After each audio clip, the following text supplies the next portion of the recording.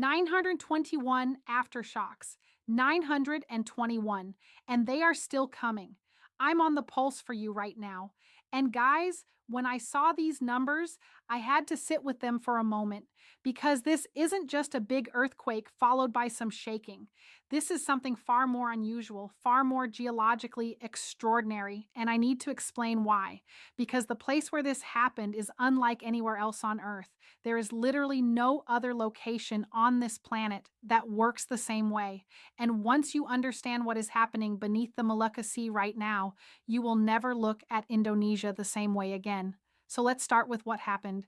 April the 2nd, 2026, 6:48 in the morning, local time. Eastern Indonesia was rocked by a powerful earthquake. A magnitude 7.4 tremor struck the northern Molucca Sea. Indonesia's meteorology agency, BMKG, revised the magnitude upward to 7.6. So, depending on who you ask, 7.4 to 7.6, either way, it is a monster. Some residents described it as the most powerful tremor they had experienced in at least 6 years. 6 years! The offshore epicenter was located near the Batang Dua Islands at a depth of 35 kilometers. That's about 22 miles. Shallow. That matters enormously, and I'll explain why further into this video. It produced strong shaking lasting 10 to 20 seconds, with peak intensities reaching MMI 8. That means severe in the Batang Dua Islands. MMI 8. That's the level where heavy furniture overturns, where walls crack, where poorly built structures collapse entirely. One person was killed, 4 were injured, and over 450 structures were damaged or destroyed, the majority in the Batang Dua Islands. In Manado, 1 person died after a sports center collapsed. A Siloam hospital was seriously damaged. 5 government buildings and a hotel were also damaged in the city. A hospital damaged. In the Batang Dua Islands near the rupture area, 1,966 people were displaced. 104 homes collapsed. 85 were moderately damaged and 79 were slightly damaged.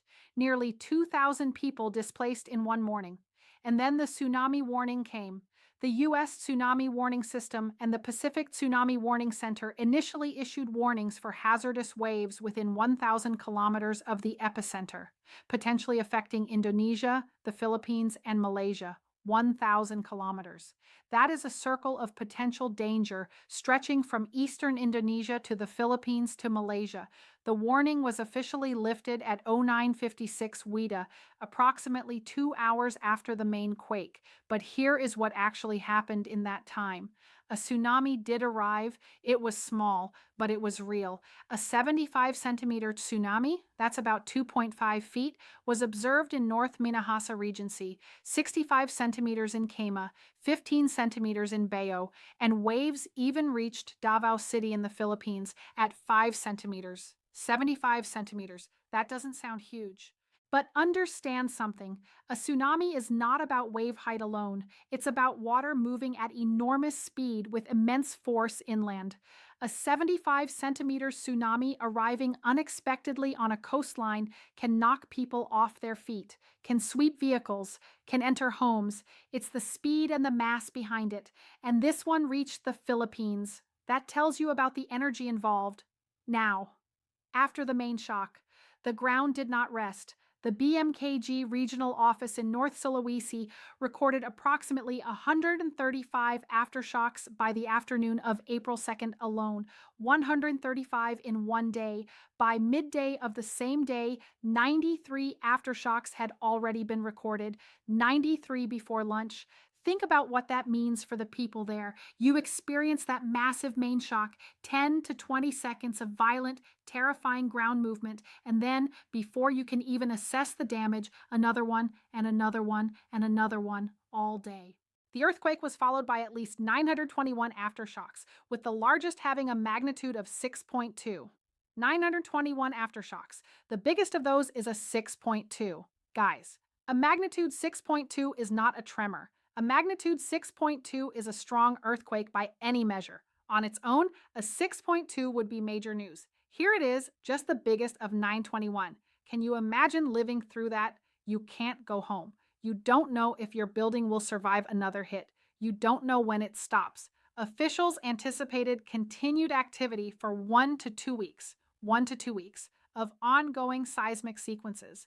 And as of right now, the Molucca Sea is still shaking. Aftershocks are still being recorded days later. So before I give you a like and subscribe nudge, please give this video an early like and a hype right now if you're finding this valuable. It costs you nothing and it means everything to this channel because I want to keep bringing this to you as fast as it happens. Now, let me tell you something that most of the news coverage completely missed. Every report said major earthquake hits Indonesia, and most people scrolled past it because Indonesia gets earthquakes, right? That's true. Indonesia has about 11,000 quakes on average per year. That's roughly 7,100 earthquakes of magnitude 3 or higher every single year. So yes, Indonesia shakes constantly. But this event happened in a specific location that makes it entirely different from most Indonesian earthquakes. This happened in the Molucca Sea. And the Molucca Sea is, without exaggeration, the most tectonically bizarre place on Earth. I want you to really hear this because when I researched this the first time, years ago, I had to read it several times, right? Everywhere else in the world, when plates collide, one goes under the other. One subducts. That's how it works. One plate wins, one plate loses, one goes down. The Molucca Sea Plate, it represents the only known example of divergent double subduction, which describes the subduction on both sides of a single oceanic plate, both sides simultaneously. The Molucca Sea Plate plunges eastwards under the Halmahera Arc and westwards under the Sangihe Arc, forming an inverted U-shaped divergent double subduction zone. An inverted U shape. Picture that. The plate is being pulled under from both directions at once, like two hands grabbing a sheet of paper from opposite sides and pulling it under a table simultaneously. The pressure builds from two angles, not one, two. The unique and complex tectonic setting of the Molucca Sea region is the only global example of an active arc-arc collision consuming an oceanic basin via subduction in two directions, the only one on Earth. And it doesn't end there. In the Molucca Sea collision zone model, the Molucca Sea Plate has been totally consumed by the arc-arc collision of the Halmahera Arc and the Sangihe Arc. Totally consumed, the plate is essentially gone. It has been swallowed, and what remains is two volcanic island arcs grinding directly into each other. Think about what that means for the crust here. The rock is fractured. The faults are chaotic. There is no clean, predictable subduction geometry like you see in Japan or Chile. This is geological chaos, controlled chaos, but chaos. Anomalies beneath the central ridge of the Molucca Sea indicate highly fractured and water-saturated rock material. Highly fractured, water-saturated. That combination, fractured rock plus pressurized water, is what makes fault zones unstable. Water reduces the friction on those fractures. When those fractures lose friction, they move, and when they move, they shake the ground. 921 times and counting. According to USGS, this tectonic region has been the source of 115 earthquakes exceeding magnitude 6.0 since 1908, including 18 earthquakes above magnitude 7.0. 18 magnitude 7 earthquakes since 1908. That is roughly one every 6 years. Since the mid-1980s, 7 magnitude 7 plus earthquakes have occurred in the Molucca divergent double subduction zone alone. This is a repeat offender zone.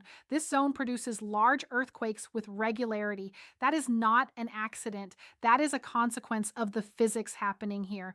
Now let me walk you through the mechanics of what happened on April 2nd, because understanding this helps you understand what the 921 aftershocks are actually telling us. The focal mechanism of the earthquake corresponded to reverse faulting, moderately dipping towards either the northwest or the southeast, in line with the general trend of earthquakes in the region. Reverse faulting, that's important. In a reverse fault, one block of crust is pushed up and over another. It's compressional. That is exactly what you'd expect in a zone where two plates are being squeezed together from both sides.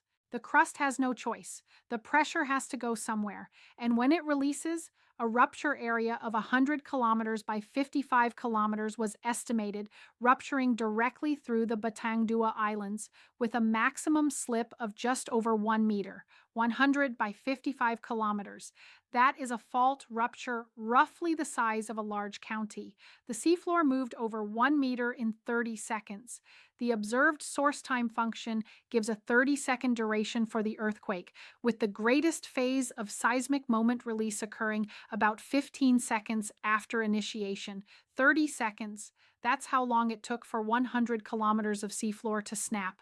And that snap displaced water, which is how you get a tsunami, even a 75 centimeter one. Now, here's something that nobody is really talking about right now: the depth. The epicenter was located at a depth of 35 kilometers, 22 miles, 35 kilometers. In the world of seismology, that is shallow territory. And shallow earthquakes are the dangerous ones. Let me explain why. When an earthquake happens deep, say 200 or 300 kilometers down, the energy has enormous distance to travel before it reaches the surface. It disperses, it weakens, it shakes the surface, but relatively gently compared to what was released. When an earthquake happens at 35 kilometers, that energy has almost no buffer. It hits the surface hard, it hits buildings hard, and it hits the seafloor hard, which is why, even though this quake was offshore, shaking intensity reached MMI 8, severe, at the nearby islands, and why a tsunami formed.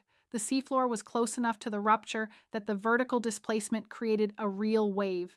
Now let's talk about the tsunami risk that still exists. The warning was lifted, the main tsunami has passed, but the 921 aftershocks are still ongoing, and the largest one so far, that magnitude 6.2, could have generated a small local tsunami of its own. Aftershocks ranged in magnitude from 2.8 to 6.2. That 6.2 is a significant earthquake, and in a zone with steep underwater slopes, deep surrounding seas, and a fractured seafloor, every strong aftershock carries a non-zero tsunami risk for nearby coastlines. Not Pacific-wide, but local. The kind that arrives within minutes. The kind where there is no time to issue a warning before the first wave hits. That's the reality residents in the Batangdua Islands, Ternate, Bitong, and Manado are living with right now. Every aftershock is a question mark. Is this the one that moves enough seafloor to generate another wave? And let me also address something deeper, because the question I always ask when I see an aftershock sequence like this is the one that matters most. Was this the main event, or was it a foreshock? I want to be very honest with you here. Nobody can answer that with certainty. Not USGS, not BMKG, not any seismologist on Earth. The broader region, including Halmahera, has experienced frequent large events associated with subduction tectonics. According to USGS, the strongest ever recorded quake in this area measured magnitude 7.9. The record is magnitude 7.9. This event was 7.4. Bigger quakes have happened in this zone before, and I've been through enough of these sequences to know that a prolonged, high-energy aftershock sequence like this, 921 events and still going, tells you the fault system is still adjusting. It is still releasing built-up stress, and sometimes adjustment means a bigger adjustment is possible. Not certain, not predicted, but physically possible. So what do we watch next? BMKG is monitoring in real time. The key things to watch are whether the aftershock sequence is converging, meaning the events are getting smaller and less frequent, or whether there is a new cluster of activity beginning in a zone outside the original rupture area. That would be concerning. That would suggest stress has been transferred to an adjacent fault. We've seen this before. When a major rupture loads stress onto neighboring faults, those faults can fail in turn, not immediately. Sometimes weeks later, sometimes months. The Molucca Sea region has enough faults to host that kind of stress transfer. According to USGS, this tectonic region has been the source of 115 earthquakes exceeding magnitude 6.0 since 1908. 115 significant earthquakes in one zone since 1908. This system is never truly at rest. It doesn't rest. It compresses, it deforms, it adjusts again and again, because the two arcs are still moving toward each other. The double subduction doesn't stop. The pressure doesn't stop. And if you're wondering whether people should be living on the islands in the Batang Dua archipelago, that is the same question I ask every time I cover a repeat earthquake zone. Why are people still living on the foothills of an active subduction system? The honest answer is the same one I said about Naples and Campi Flegrei, because this is home, because there is nowhere else to go, because the land is what you know, and because most of the time, the earthquake doesn't happen on the day you're standing there. Most of the time. The North Maluku region has recorded at least 32 earthquakes of magnitude 7 or greater since 1900, corresponding to roughly one every 3 to 4 years, one magnitude 7 plus earthquake every 3 to 4 years in a relatively small region, with 450 destroyed or damaged structures from this one alone and nearly 2,000 displaced people. In a zone where buildings are not built to the latest seismic codes, where hospitals get damaged, where sports halls collapse. This is not bad luck. This is a pattern, a documented repeating geological pattern. And now that pattern has produced 921 aftershocks and a tsunami that reached the Philippines. So I'll stay on this. I'm watching the BMKG bulletins. I'm watching the USGS updates, and if something significant shifts in this sequence, I'll be here, because that's what we do. Guys, if you want to support the channel, the Buy Me a Coffee link is in the description. I don't want to brand this. You know how I feel about that. If you want to see more on what's happening across the Pacific Ring of Fire right now, the end screen has exactly what you need. Watch it. There's more. There's always more. Stay safe, guys. Be aware. Look up, look down, look around. Bye-bye.